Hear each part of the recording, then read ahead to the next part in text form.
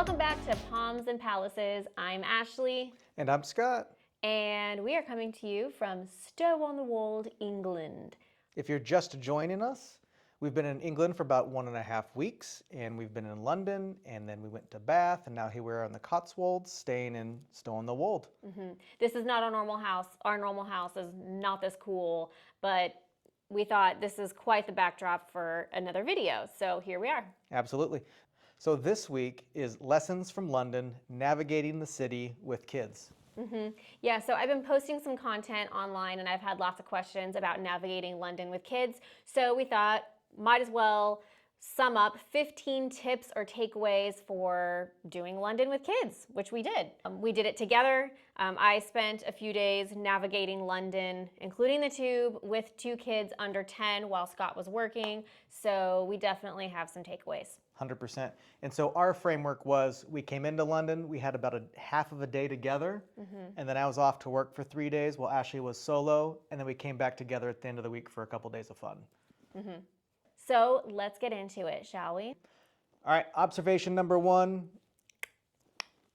fast pace. The city moves with quickness and focus, so be prepared to do the same. Everything is very quick, so you need to move with the crowds and be responsive to that. A little bit of a struggle with the kids, right? Because you're shuffling them along, so you want to be mindful of that pace and help the kids in advance understand that they're going to have people bumping into them, bumping into you, and we just got to have some grace and kind of follow the path. Yeah, we thought we had prepared the kids, but still, kids inevitably just kind of meander and are oblivious to everything going on. So, oh yeah. And I mean, Londoners don't stop. So one tip is move to the right when you are on an escalator, move to the right. People that are going on about their way will be on the left. So kind of scooch to the side. Americans are known for being slow. Number 2, get the London Pass. I guess it depends on where you're headed and which attractions you're doing, but basically the London Pass is a all-inclusive pass. It includes so many attractions, and obviously the cost varies by day or how the duration of which you'll be using it. But basically it worked for us. It hit many of the attractions that we wanted to see on our list. And we found that when you purchase a la carte, it not only costs more and you pay a la carte, but you have to pick for most of the attractions. You have to pick a specific time slot.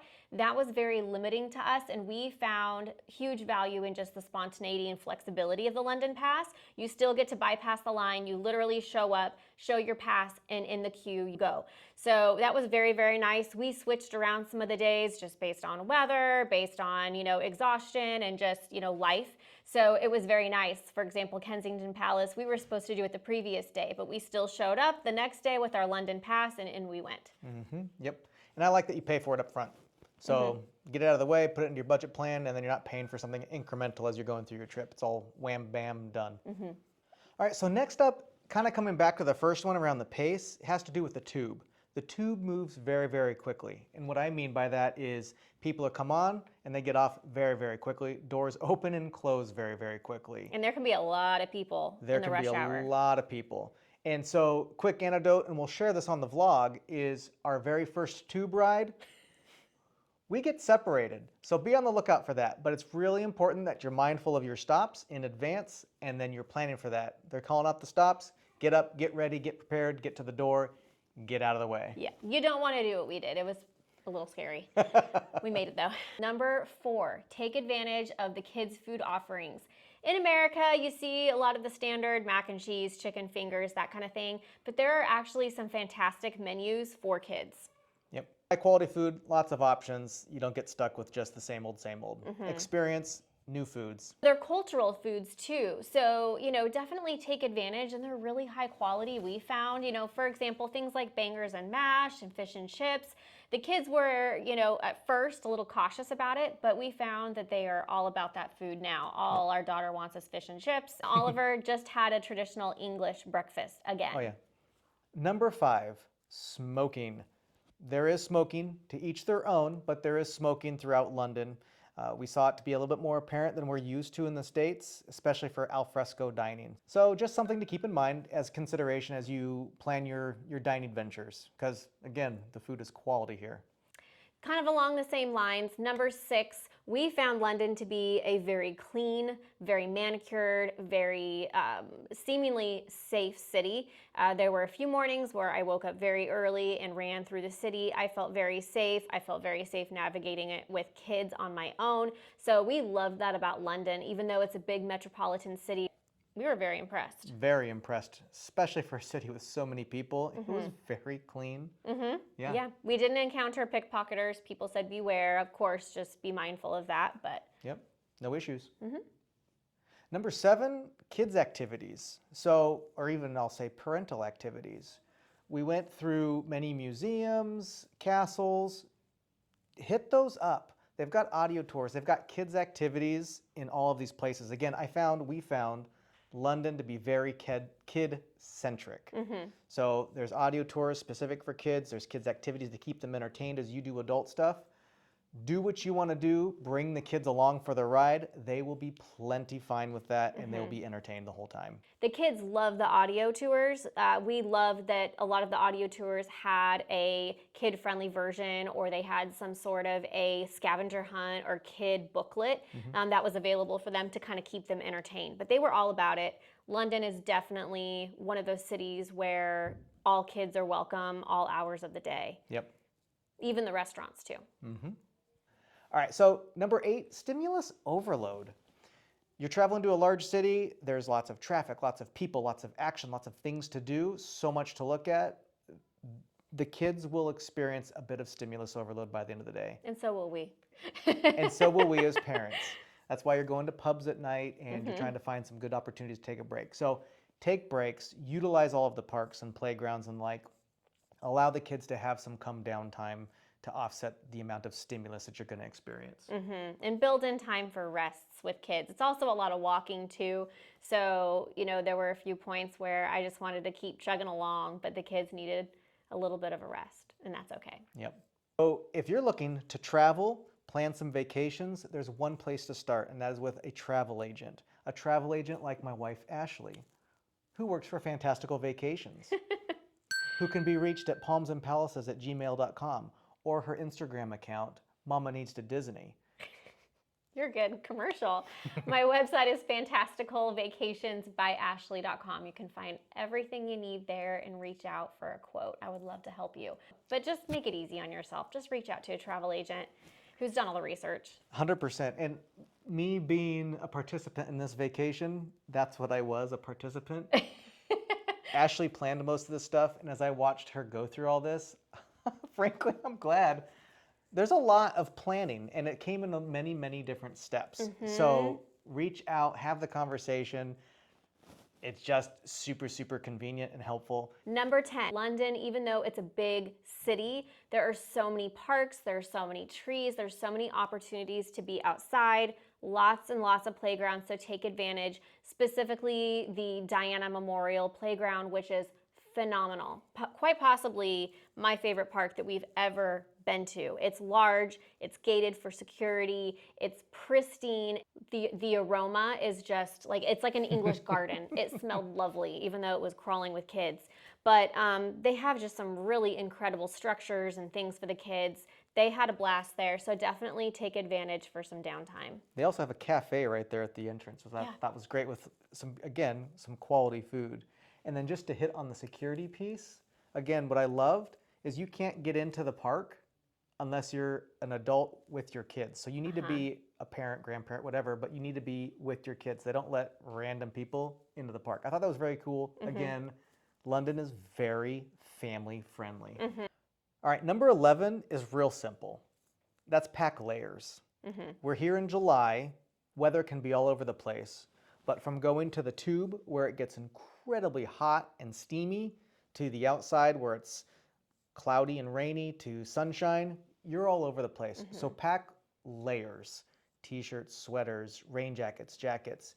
Be prepared because you are going to be like this throughout the day. That's been our experience in the city of London. Oh yeah, it can be very, very cool. And then by the time you get to the bottom, underground in the tube, it is steamy, as in Florida steamy. So yeah.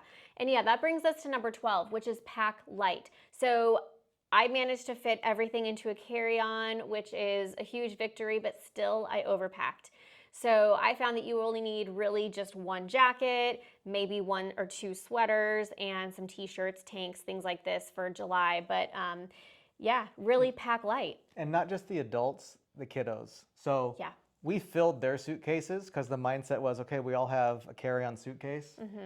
You don't need to fill your kids' carry-on suitcase. Leave room there for Yeah. either your stuff or the things that you're going to bring back. Yeah, absolutely. You don't need as many activity books, things like that. Just pack light, especially when you're shuffling to and from city to city and going on trains and tubes and all the things. You can always buy something if you really need to. Yeah.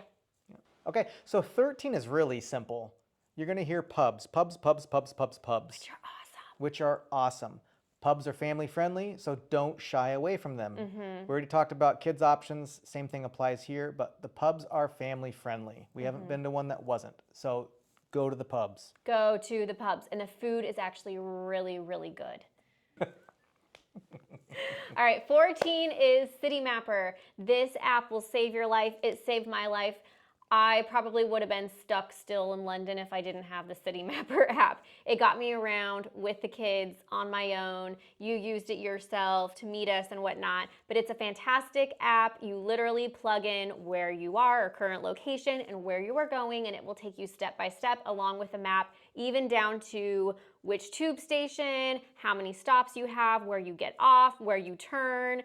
It's a lifesaver. Lifesaver, and then it's really, really cool because directions are actually pretty easy as you get into it. Yeah. But I like that we could read through it, put the phone away, and then pretend we were locals. That's true. Because you get on the tube, go exactly where you needed to go, and end up where you needed to be without having to be like, I don't know what to do. Yeah.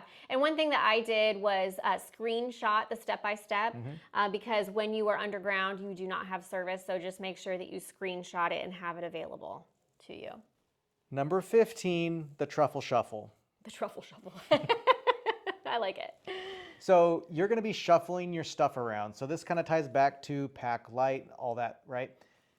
When you're going through town, you're getting on trains. If you're going to leave London, if you're getting on the tube, going to your hotel, you're going to be shuffling all of your gear. So you want to be mindful of that. There's not going to be a lift or an elevator accessible everywhere. There may, but it may be down the way and not, Timetables are really close together, so it might not be accessible. Escalators are not everywhere. On our way to Windsor, there was not an escalator, and we had to go up and down stairs over tracks. There's 8 bags, right? 4 suitcases, 4 bags. We've got 2 kids. And one of them is 6 years old who One's can't 6. carry her own bags. So getting all that gear up and down stairs and onto trains and everything, it can be, so de-stress, be calm, but be mindful that's going to happen. So it comes back to pack as light as you can, because you're going to be shuffling stuff and you don't want to shuffle as much as you don't have to. Yeah. Keep in mind that your kids may have to carry their own. So again, don't overpack and prepare them for the escalators. That gave me a little bit of a panic because they had to Oliver did have to roll his suitcases and carry his backpack on and off escalators while I'm holding Millie's hand and holding luggage and everything. So just kind of prepare them for that pace and just the etiquette and just how to get on and off an escalator. 100%. So quickly, if I was to do things over, I wouldn't have Millie have a backpack. Yeah, agreed. Right? So we would pack less things. Millie wouldn't have a backpack, and Oliver would have much less stuff in his backpack. It would make it a lot easier to carry all the things as you go logistically through the city. Yeah, lessons learned. Lessons learned. All right. So, rock and roll. All right, we did it. So 15 lessons from London. You're going to love London if you are going sometime in your future. It truly is a magical, magical city. If you're enjoying this content, please like and subscribe. Leave some comments down below, and we'll look forward to seeing you next time. Yeah. Thanks for being here, everyone. Until the next adventure. Bye. See ya.